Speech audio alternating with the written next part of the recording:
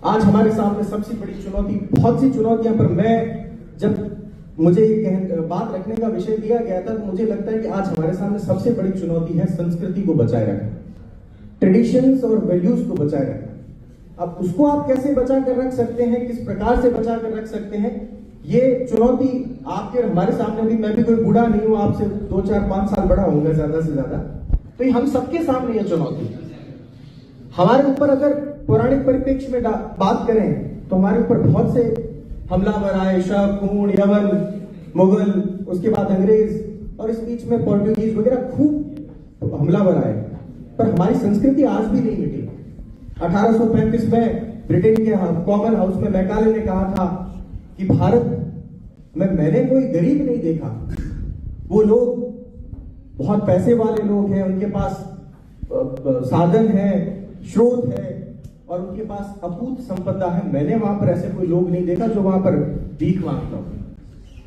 जब मैकाले ने ब्रिटेन में ऐसी बात कर दी तो इसका मतलब निस्संदेह हमारे पास बहुत कुछ था। और इतने आक्रमण सहने के बाद हमारे ऊपर शस्त्राघात हुए, प्रज्ञाघात हुए। शस्त्राघात मीन्स हमारे ऊपर हथियारों से हमले हुए और प्रज्ञाघात मीन्स हमारी बौद्धिक संपदाओं। प्रज्ञा फिलोसफी का शब्द है जिसमें, हालांकि हिंदी में भी कहते हैं, प्रज्ञा का अर्थ होता है आपकी मन की वह क्षमता जिससे आप सही और गलत के निष्कर्ष तक पहुंचते हैं, उसे हम प्रज्ञा कहते हैं। इंटेलेक्ट भी कहते हैं कई लोग। तो हमारे ऊपर दोनों प्रकार के हमले हुए, फिर भी हमने हमारी संस्कृति को जिंदा रखा है, हमने हमारे ट्रेडिशंस को जिंदा रखा है, हमने हमारे वैल्यूज को जिंदा रखा है।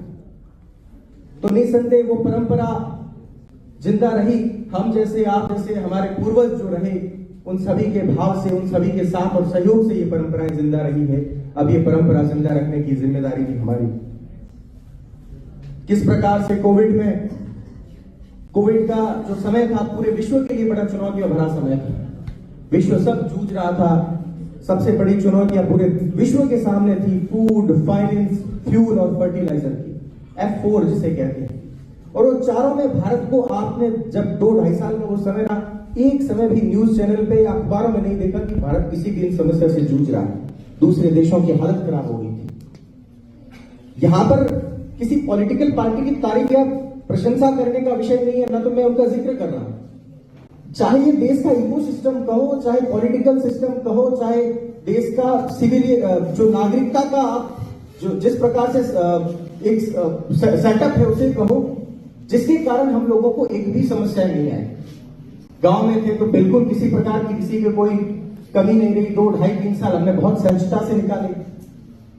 परंतु हम लोग जब एक व्यवस्था में रहते हैं तो ठीक है, इसके पक्ष विपक्ष दोनों पर चर्चा की जा सकती है, परंतु ऐसी कोई विशेष चर्चा बाहर नहीं आई जो वैश्विक स्तर पर भारत के लिए दुख का कारण बनी हो या हमें उस पर शर्मिंदा होना पड़ा, ऐसा एक भी विषय नहीं रहा।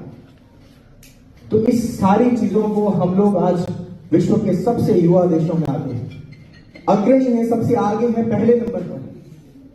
और अभी देश में ट्रांसफॉर्मेशन चल रहा है, ये नया भारत है। यहाँ पर स्कॉलर्स और नए लीडर्स आ रहे हैं जो लोग एक विजन रखते हैं, अपने पास अपना एक माइंडसेट रखते हैं, अपने पास अपना एक स्किल सेट रखते हैं। ये ऐसे लोगों का समय है। अब शायद इमोशंस की वैल्यूज हर जगह हो सकती, पर इमोशन को आप प्रैक्टिकली ऑन पेपर कितना प्रूव कर पा रहे हो, ये हम सब के लिए भी सोचने का विषय है। इसलिए जितना हो सके उतना अधिक पढ़ें, जितना हो सके उतना अधिक जानें। जो बात मैंने प्रारंभ में कही, मैं वापस वही बात दोहरा रहा हूं कि अपनी सीमाओं को बांधे नहीं रखें, असीमित होने का प्रयास करें। जिसको जिसमें इंटरेस्ट हो कोशिश करें, और एक कोशिश करें, अगर आपको किसी भी सब्जेक्ट में इंटरेस्ट है, किसी को लिटरेचर में है, किसी को मैथ्स में है, किसी को साइंस में है, किसी को हिंदी, इंग्लिश, फिलॉसफी, साइकोलॉजी, एक सब्जेक्ट में इतने डेक्स्ट्रस हो जाए कि इस विषय में अगर मोटा मोटी कोई बात आएगी तो मैं उसके ऊपर चर्चा करने के लिए तैयार हूं।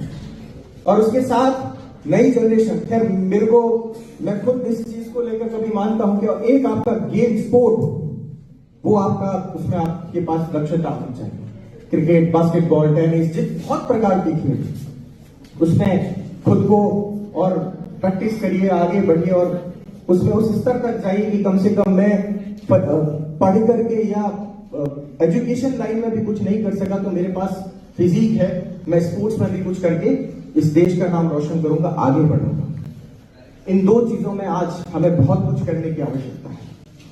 क्योंकि कार्यक्रम अखिल भारतीय विद्यार्थी परिषद का है, एबीवीपी का है।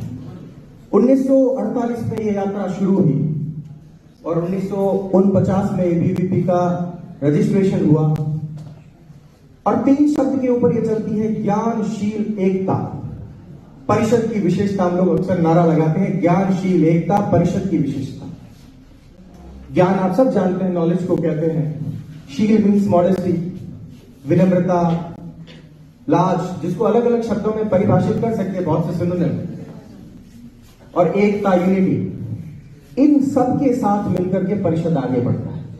न तो कोई धर्म की बात है, न कोई जाति की बात है, सिर्फ छात्रों की बात है। एबीवीपी का मुख्य उद्देश्य, हालांकि मैं तो अखिल भारतीय विद्यार्थी परिषद में उस स्तर का भी दायित्ववान पदाधिकारी नहीं हूं, शायद मैं मेरी बात या उस जिम्मेदारी से रख पाऊं, पर जितना मैंने परिषद को समझा है, जितना मैंने परिषद को जाना है, मैं वो बात आपके सामने रख रहा हूं। अखिल भारतीय विद्यार्थी परिषद का एक दृष्टिकोण है कि शिक्षा जगत में हमारी दृष्टि कैसी हो और भविष्य की राजनीति में हमारी दृष्टि कैसी हो। एबीवीपी एकमात्र ऐसा छात्र संगठन है जो कहता है कि आज का छात्र आज का नागरिक है। He is responsible for today, not for tomorrow.